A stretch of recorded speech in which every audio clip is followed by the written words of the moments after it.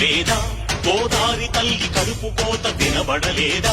గోదారి నీళ్ల రక్త ఘోష వినపడలేదా గోదారి తల్లి కడుపు కోత వినపడలేదా గోదారి నీళ్ల రక్త ఘోష గుండె నిండా పాలున్న బిడ్డల కందించలేని తల్లి బతుకు దేనికని